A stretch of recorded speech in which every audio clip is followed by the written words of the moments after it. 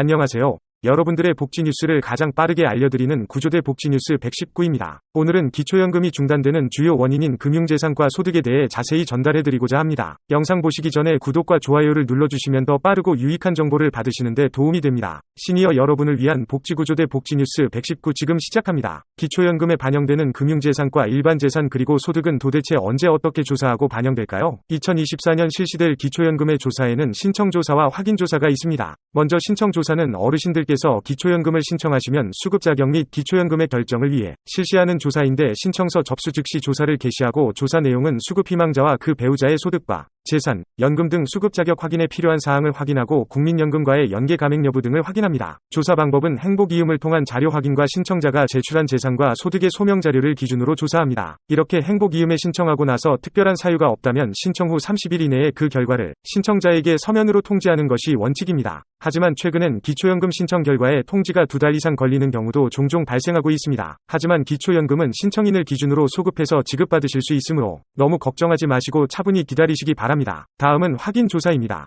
확인조사는 기초연금 수급권 및 기초연금액의 변동 여부를 확인하기 위해 실시하고 소득과 재산의 변동이 있는 어르신들이 직접 신청하거나 연간조사 계획에 따라 이루어집니다. 조사 시기는 정기조사, 수시조사, 변동신고에 따른 조사로 나눌 수 있습니다. 그렇다면 작년에 아파트 공시가격이 많이 떨어졌는데 그 결과는 언제쯤 기초연금에 반영될까요? 2023년 18% 이상 하락한 공동주택 공시가격은 오는 4월부터 기존 수급자의 일반 재산에 반영되고 2023년 신규 가입자는 작년 11월부터 공시가격에 반영되고 있습니다. 따라서 작년에 하락한 공시가격이 올해 4월부터 기초연금에 반영되면 작년 4월 기초연금이 중단되었던 어르신들께는 소득 인정액이 줄어드는 효과가 나타나게 되므로 기초연금을 즉시 재신청하시는 것을 추천드립니다. 참고로 이번 3월 발표 예정인 2024년 공시가격은 내년 4월 25일부터 기초연금에 반영됩니다. 따라서 올해 기초연금이 중단되셨다면 내년도 공시가격을 잘 살피셨다가 집값이 하락하였다면 내년 4월에 재신청해보시는 것을 추천드립니다. 그럼 은행에 저축한 돈은 언제를 기준으로 기초연금의 금융재산에 반영되는 건가요? 은행의 보통예금, 정기예금 등은 기초연금 신청 조사 당시를 기준으로 3개월 이내 평균 잔액을 금융재산에 반영하고 주식보험 등의 다른 금융재산과 모두 합해서 기본공제 2천만 원을 차감받을 수 있습니다. 또한 금융재산에서 발생하는 이자 배당 등의 소득은 기본공제 월 4만 원을 차감한 후 소득평가에 반영되는데 최근 금리 인상으로 인한 이자소득 증가를 각별히 신경 쓰시기 바랍니다. 그러면 기초연금 신청 3개월 이전에 은행에서 현금으로 찾아서 보관하면 금융재산에서 제외된다는 말일까요? 기초연금을 신청하시면 2011년 7월 1일 이후 발생한 모든 재산의 변동을 조사합니다. 만일 임대차 계약서, 등록금 영수증,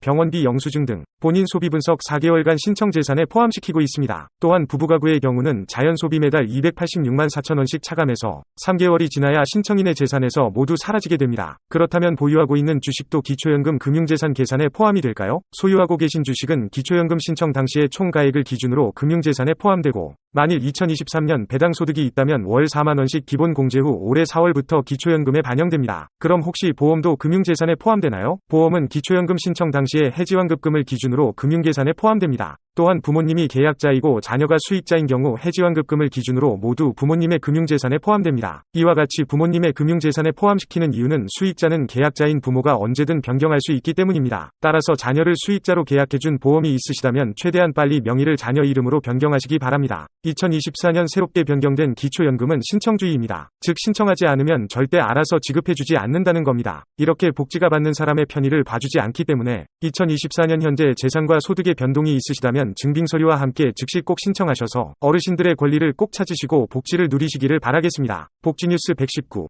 오늘은 기초연금 소득과 금융재산, 그리고 신청 방법에 대한 최신 소식을 전달해드렸습니다. 오늘 영상이 어르신들께 도움이 되길 바라며 어르신들의 행복한 하루를 위해 복지뉴스 119가 함께하겠습니다. 앞으로도 도움이 되는 정보를 얻고 싶으시다면 구독 버튼을 누르셔서 복지구조대 복지뉴스 119를 불러주세요. 지금까지 시니어 여러분을 위한 복지구조대 복지뉴스 119였습니다.